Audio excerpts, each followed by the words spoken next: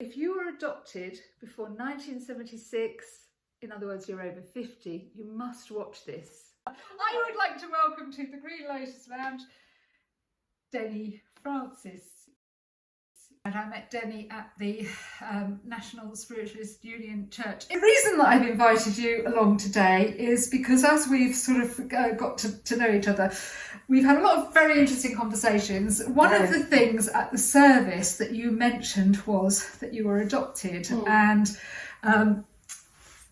I'm adopted, and so we want to talk about not the psychological wound that we carry, but actually how it affects our energy. And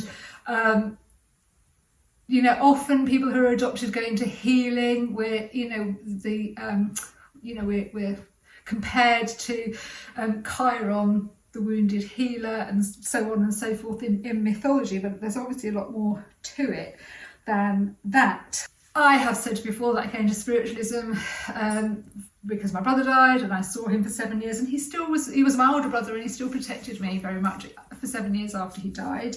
And it was through studying with the National Federation of Spiritual Healers in Glastonbury that I learned how to ground and protect myself. So I'd like to really pick up on that importance of protection in mediumship and psychic reading and spiritual healing a bit later on. But that's me, that's my path. Can you tell me your path into mediumship practice? Was there an epiphany moment, a pivot? Have you always been like this, or trigger, or what brought you to this service? Ooh. Yeah, so it's a bit of both. Really. I always had moments where I knew things, but didn't know necessarily I knew them. For me, it was just normal. And it wasn't until I was in my early 30s I started being more aware of meditating, whatever. I remember at something someone was getting us to do, and I just look at the energy around an avocado stone of all things, and I suddenly just went back because I saw the blue light around it. And of course there's always those little things that happen that make you question it, and gradually, bit by bit. So what was it that brought you into service as a medium? My mentor, I started developing as I would always say I was psychic, I was clairvoyant. I never said I was a medium, never, ever, wouldn't. If I'm honest, a bit afraid, because in my early 20s I had a very nasty experience for 2-3 years of a lot of dark stuff.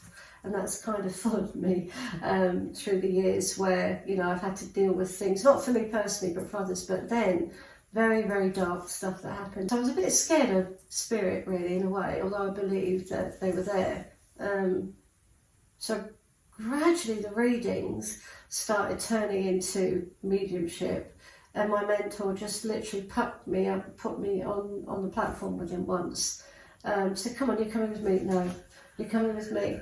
And that's how I did it. Well, I was still developing. I would still sit with him and others in workshops and, you know, develop. But it just kind of developed. It was quite natural. Was a very good mentor. Leo was a very good mentor. We were called Leo's Angels. Oh, yeah, it was a name we turned around the dinner table one day, because we were like a family with him and his lovely wife Anne. And we went down, and we used to go down to Weston-super-Mare and Somerset and work that way, and that's where I got my medium chops. You know, came away from the spiritualist platforms where I started in the 2010, moved away, started travelling, and then came straight back into it, as you know, this time last year when I came back from Canada. Because the universe has this habit of picking us up and plopping us. Hasn't it? Where we need to... Yeah. You've gone the wrong way. Yeah, come over here.